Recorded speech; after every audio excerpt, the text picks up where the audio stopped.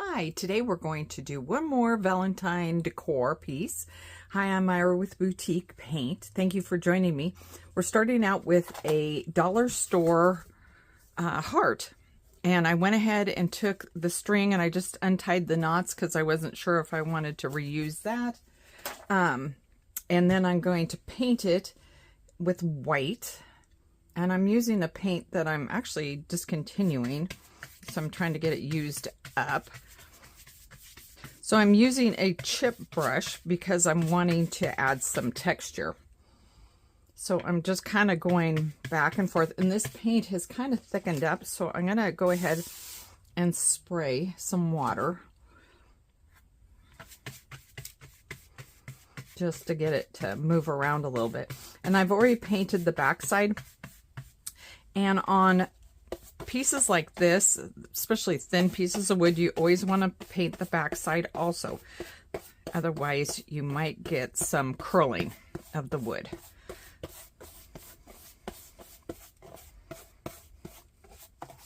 So I'm just kind of crisscrossing every which direction because I'm wanting a little bit of texture in the paint.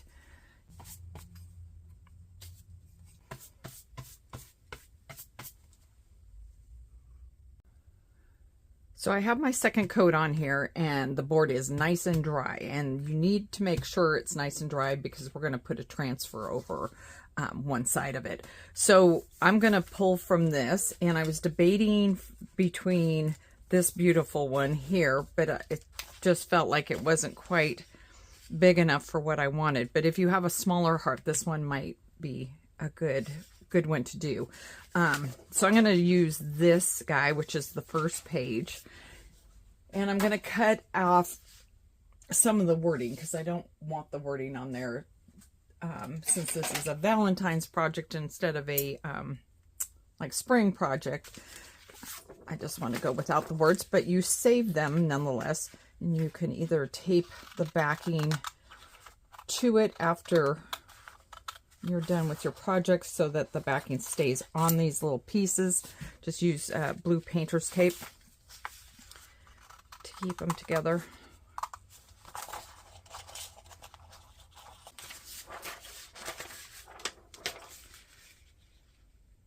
So I think I'm going to do it kind of like that. I don't want it over the whole thing. I want it kind of like that. I'll put the paper that is on there just to kind of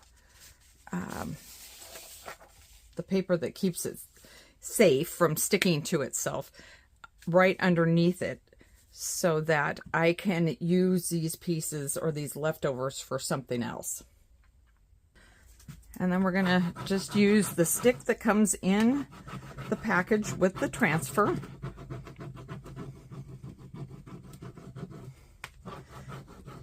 Go ahead and rub it. Actually, I am gonna, now that I got a little bit of it on there, I'm gonna go ahead and try to cut some of this just so that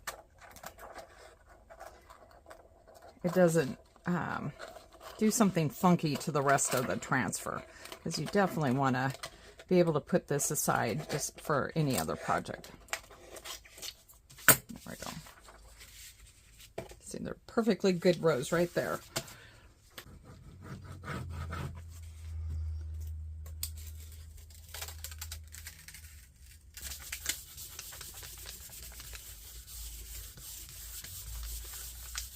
So next I want to stamp this side of it, and I'm going to use the Stone Gray IOD ink, and this is the Reverie stamp.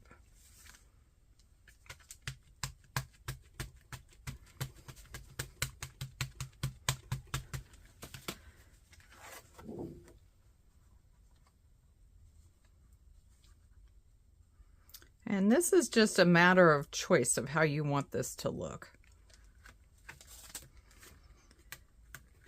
So if you have a fun stamp that you really like, pull that out.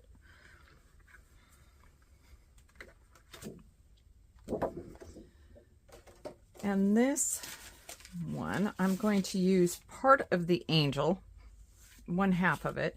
I'm going to stop it so that the oval won't be showing. And it's still got blue ink on it from me stamping my packages to ship, because I use this for a while. So you can see the blue on this side that I didn't clean off yet.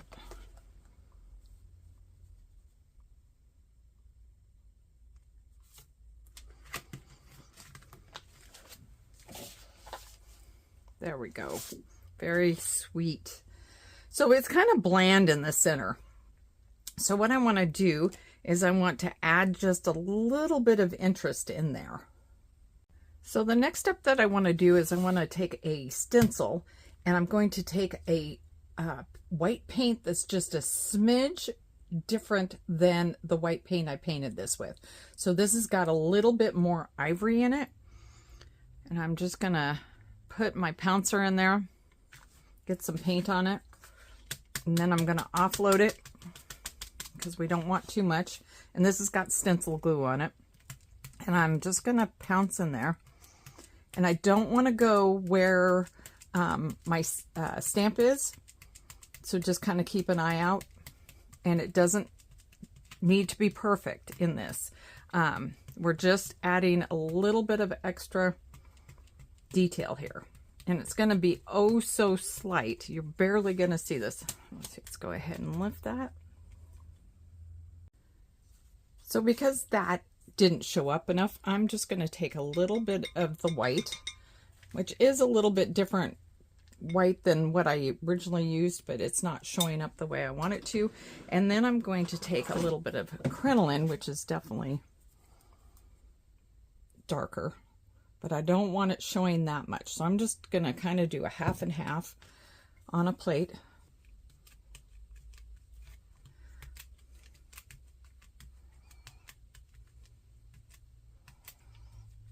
Once again, you don't want to be going over, well, you can go over your stamp stuff. You can go over your flower if you want to. That's really up to you. It's your design choice.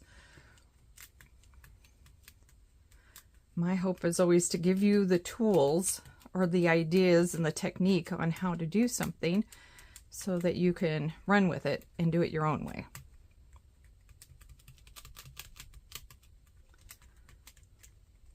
All right, that should show up better. There we go. That's what I was wanting. It is a little dark, but that being said, it will dry a lighter color. So now what we're going to do is we're going to wax it. I'm trying to use up the bottom of this tin.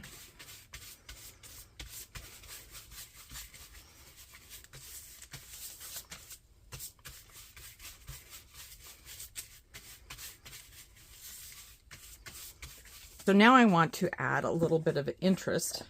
So I'm going to take a little bit of the dust. And this is the dark and decrepit, but you know what? I don't think I want it I don't think I want it that dark. So I'm going to take a little bit of the white and I'm going to mix it together. And I should actually just mix some and have it, I think. Because there's times when you don't want super dark antiquing added. You can always take it away, but sometimes it's nice just to start out with a little bit less. And then I'm going to take a brush for the dark and decrepit, and I'm bouncing it on there. So I'm just going to kind of go around the edges a little bit.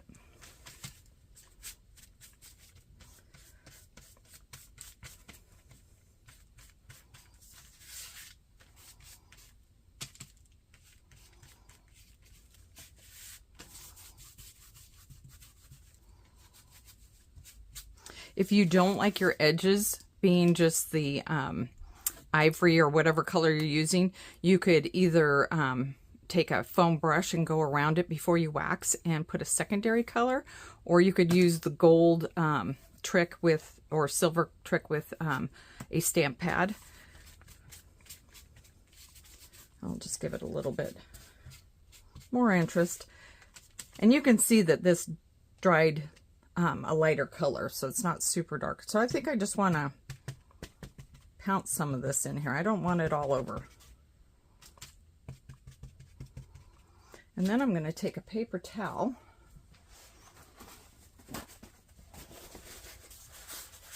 I'm just going to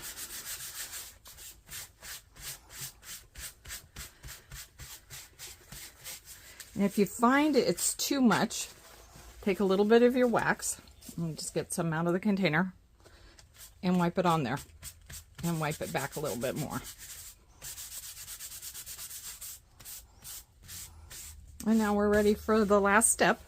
So I wanted some wire for this project, and my husband said, oh yeah, there's some in the garage, and this is what he hands me.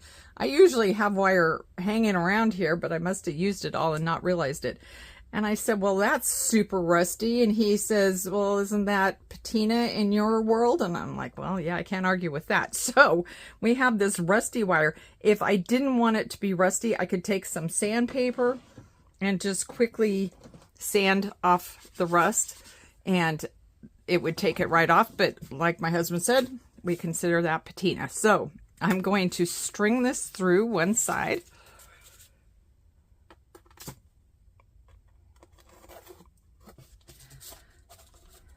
And then I'm going to take, you can use a pencil, you could use, let's see if I've got a paintbrush that would be, yeah, this will be a good one. So basically, I'm going to pull this through a little bit more, just so I have something to work with. So what I'm going to do is I'm going to start at the bottom of the brush, and you want something that's got a little bit of an angle to it, like this does. And I'm going to tip stuff over. So this wire is pretty heavy duty. I think the Dollar Store also carries, let's see if I can, also carries wire, not this thick. So I'm just going to grab this with a pair of pliers. And then I'm just going to wrap this around.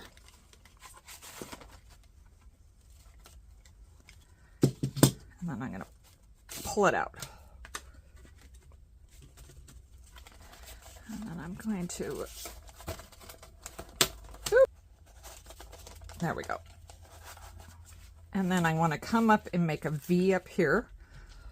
And then I'm going to cut a bunch of this off so that I'm not trying to